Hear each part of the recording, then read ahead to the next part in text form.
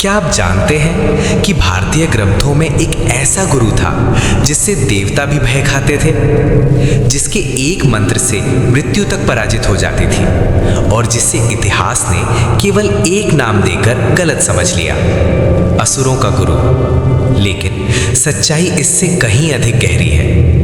ये कहानी किसी राक्षस की नहीं है। ये कहानी है एक ऐसे ब्राह्मण ऋषि की जिसने धर्म को बचाने के लिए स्वर्ग के विरुद्ध खड़े होने का साहस किया। और यही है शुक्राचार्य। शुक्राचार्य का जन्म महान ऋषि भृगु के वंश में हुआ। वही भृगु जिनका नाम वेदों में आदर के साथ लिया जाता है। बचपन से ही शुक्र असाधारण थे। वेद, उपनिषद, आयुर्वेद, ज्योतिष, राजनीति और युद्ध नीति, हर विषय पर उनकी पकड़ देवगुरु बृहस्पति के समकक्ष मानी जाती थी। लेकिन यहीं से कहानी एक अलग मोड़ लेती है। उस समय संसार दो शक्तियों में बटा था। एक और देवता जिनके पास स्वर्ग था, शक्ति थी, वैभव था। दूसरी ओर असुर जिन्हें केवल पराजय मिली थी और कोई सही मार्गदर्शन नहीं। शुक्राचार्य ने यह असंतुलन देखा। उन्होंने समझा कि यदि ज्ञान केवल शक्तिशाली के पास रहेगा तो धर्म टिक नहीं पाएगा। और तभी उन्होंने एक ऐसा निर्णय लिया जिसने इतिहास बदल दिया। उन्होंने स्वेच्छा से असुरों का गुरु बनना स्वीकार किया। नफरत से नहीं, विद्रोह से नहीं, बल्कि संतुलन के लिए। लेकिन केवल ज्ञान से असुरों का भविष्य सुरक्षित नहीं था। युद्ध में वे मरते थे और हर मृत्यु के साथ उनकी शक्ति कम होती जाती थी।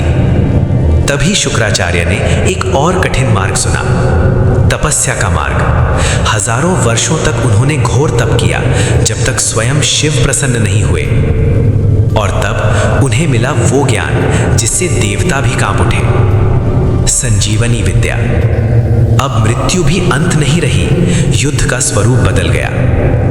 असुर गिरते और फिर उठ खड़े होते। देवताओं के लिए यह असहनीय था और यहीं से उन्होंने युद्ध नहीं, षड्यंत्र चुना।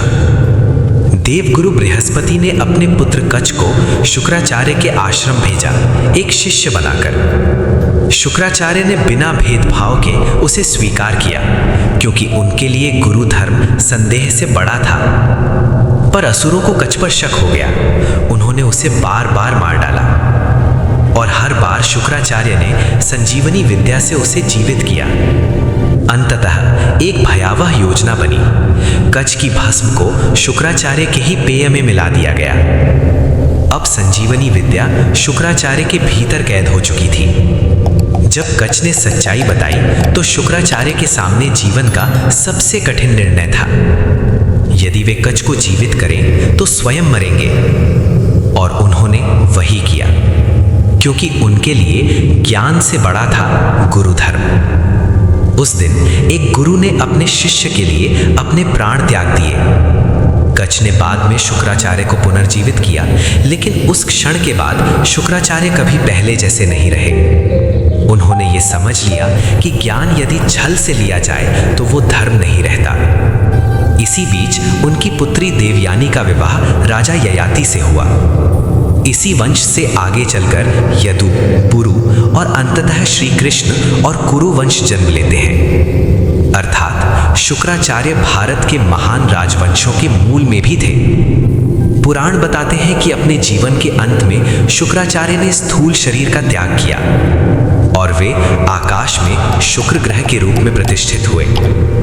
आज भी शुक्र ग्रह वैभव और सौंदर्य का प्रतीक है, पर साथ ही संयम और अनुशासन का भी। और अंत में शुक्राचार्य हमें एक मौन संदेश देकर जाते हैं। धर्म किसी एक पक्ष का नहीं होता। ज्ञान केवल विजेताओं की संपत्ति नहीं होता। और शायद इसी कारण इतिहास ने उन्हें सबसे अधिक गलत समझा।